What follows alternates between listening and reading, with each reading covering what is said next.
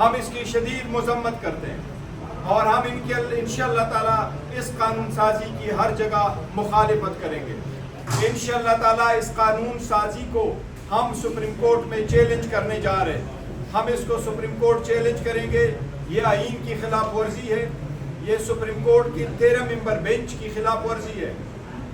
اس کی وساطت سے میں پاکستان چیف جسٹس قاضی فائسہ سے مطالبہ کرتے ہیں ہم کہ سپریم کورٹ کی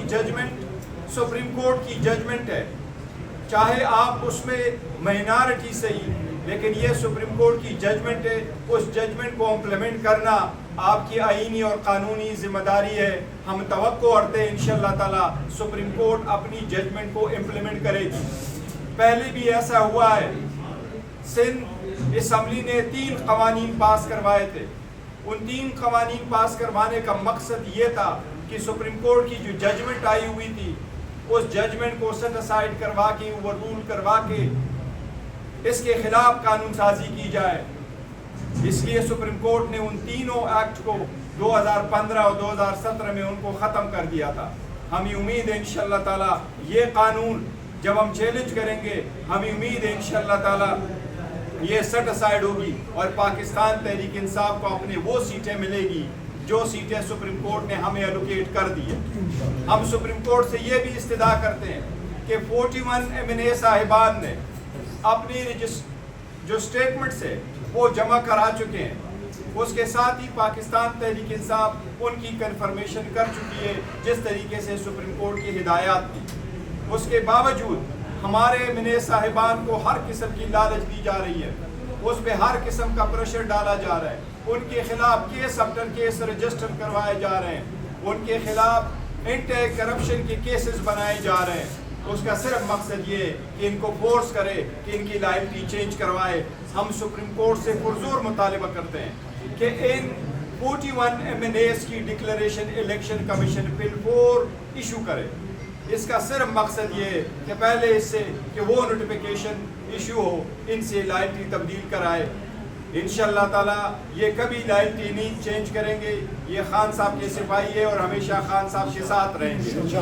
ہم الیکشن کمیشن سے مطالبہ کرتے ہیں کہ جتنے ہمارے MPA صاحبان تھے اس میں سے 58 کی نوٹیفیکیشن ایشو ہوا ہے KP کا, 29 کا ایشو ہوا ہے پنجاب کا, اور 6 MPAs کا نوٹیفیکیشن ایشو ہوا ہے سندھ کا. ہم سپریم الیکشن کمیشن سے مطالبہ کرتے ہیں کہ جلد سے جلد باقی MPA صاحبان کا بھی نوٹیفیکیشن ایشو کیا جائے. اور سپریم کورٹ سے درخواست ہے کہ ہمارے MNAs کو پروٹیکشن دی جائے. ہم آپ کی طرف دیکھتے ہیں. ہم نے بارہا کہا ہے کہ سپریم کورٹ کی ججمنٹ ہے, کسی کو اٹھایا نہیں جائے گا. سپریم کورٹ کی ججمنٹ ہے کہ چادر چاردیوالی کی پامالی نہیں ہوگی. 2 سال سے بہت ہو گیا. حاجی امتیاز صاحب وہ آج بھی اس ایوان میں نہیں آ سکے.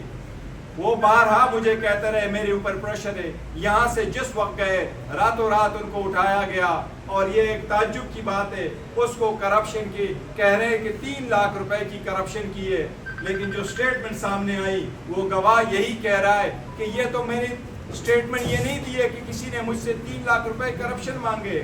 مجھے تو یہ کہا گیا کہ آپ کے لیے لائسنس بنا رہے ہیں یا آپ ایک ڈاکومنٹ پہ سائن کریں.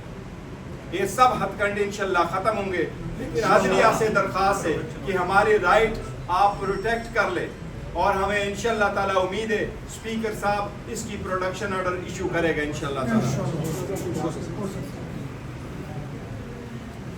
یہ فستائیت کی جو حکمرانی چل رہی ہے اس کا ڈراپ سین ان قریب ہونے والا ہے انشاءاللہ. آپ یہ دیکھیں کہ پہلے بھی جب عمر عطا بندیال صاحب چیف جسٹس تھے تو اس وقت بھی ان کی اختیارات کو سلب کرنے کے لیے پریکٹس اینڈ پروسیجر ایکٹ لایا گیا, اور وہ اس وقت سپریم کورٹ نے معطل رکھا. لیکن بعد میں جو ہے چیف جسٹس قاضی فائزہ صاحب کے آنے کے بعد اسے منظور کر لیا گیا. لیکن اب وہی پریکٹس اینڈ پروسیجر ایکٹ جو ہے اس کے تحت 3 سینئر ججز جو ہیں وہ تعین کرتے ہیں کسی کیس کی جو ہے آرٹیکل 184 کے تحت جو ہے اس کا بینچ بنانے کا. تو وہ بینچ بنا, 13 رکنی بینچ بنا اس میں, اور آپ نے دیکھا کہ 13 رکنی بینچ میں 8 جج صاحبان نے جو بڑا واضح طور پر 1 2 3 4 10 انہوں نے نکات دیے، اس میں انہوں نے بڑا واضح طور پر کہا کہ پاکستان تحریک انصاف سیاسی جماعت تھی، سیاسی جماعت ہے اور سیاسی جماعت رہے گی، اور کوئی بھی اس طرح کا جو معاملہ ہوگا وہ اگر ابہام کوئی فریق تصور کرتا ہے تو انہی 8 جج صاحبان کے پاس جو ہے وہ فیصلے کے لیے جائے گا۔ تو اس کو اوور ریچ کرنے کے لیے یہ جو انہوں نے الیکشن ایکٹ 2017 میں ترمیمی بل لے کر آئے ہیں، اس میں انہوں نے ایک شک رکھ دی ہے کہ کوئی جو ہے پارلیمنٹیرین ایم ایل اے یا ایم پی ایز یا سینیٹر وہ پارٹی تبدیل نہیں کر سکے گا، یعنی پارٹی تبدیل ڈیکلریشن نہیں ہو سکے گا۔ تو یہ ایک ایسی مذموم کاوش ہے کہ آپ عدلیہ کے سپریم کورٹ کے اس فیصلے کو اوور ریچ کرنے کے لیے اور ان کے جو ہے اثرات کو ظاہر کرنے کے لیے بدنیتی پر مبنی یہ ایک ترمیمی بل لے کر آئے ہیں۔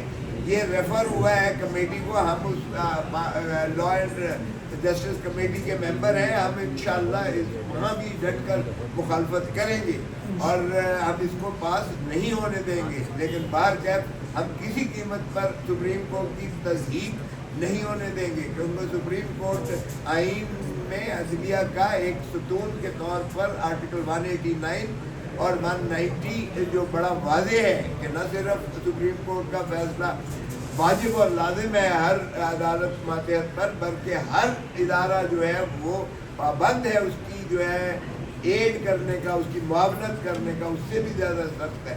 سو ایگزیکٹو ہو یا کوئی ادارہ بھی ہو، وہ سپریم کورٹ کے فیصلوں کا پابند ہے۔ اس فیصلے کے مطابق جو 13 جج صاحبان نے کیا ہے، 11 جج صاحبان نے ہمارے پارٹی کو تسلیم کرتے ہوئے اس طرح چیئرمین صاحب نے کہا، آج ہماری پہلا دن ہے کہ آج ہمیں سپریم کورٹ کے اس فیصلے کی نازش کی، اس فیصلے کی وجہ سے ہمیں ایز پاکستان تحریک انصاف بیٹھنے کا اعزاز حاصل ہوا ہے اس ایوان میں، اور تمام ایوانوں میں جو ہے ہمارے انشاءاللہ پاکستان تحریک انصاف، جس کو الیکشن کمیشن آف پاکستان جس کے خلاف ہم نے ریفرنس کی ہے، انہوں نے ہمیں مانع کر دیا تھا، اور سپریم کورٹ نے یہ فتویٰ دیا 13 جج صاحبان نے کہ انہوں نے نہ صرف سپریم کورٹ کے اس فیصلے کی تشریح غلط کی ہے بلکہ آئین کی خلاف ورزی کی۔ تو جب آئین کی خلاف ورزی کوئی بھی کرے تو وہ جو ہے وہ اس لائق نہیں رہتا